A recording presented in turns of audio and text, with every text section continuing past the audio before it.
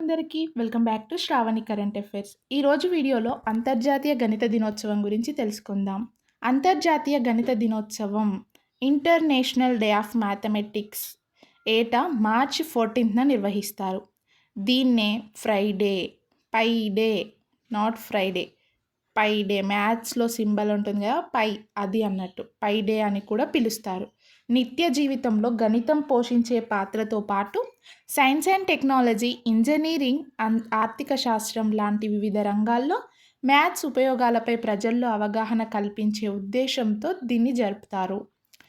ఈ maths day వెనుక ఉన్న చారిత్రక నేపథ్యం ఏంటో ఇప్పుడు తెలుసుకుందాం.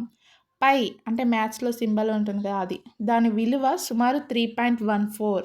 దీన్ని ప్రాచీన గ్రీకు గణిత శాస్త్రవేత్త ఆర్కిమెడిస్ క్రీస్తుపూర్వం 287 to 212 నిర్వచించారు.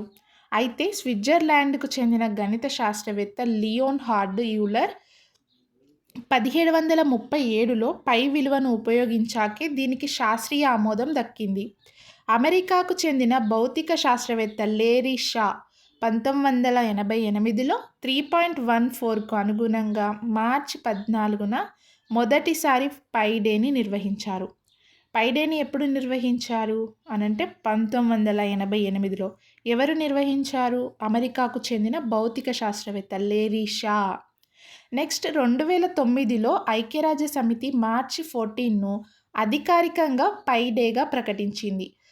2019లో United Nations education, scientific and cultural organization UNESCO ఇదే రోజున అంతర్జాతీయ గణిత దినోత్సవంగా గుర్తించింది.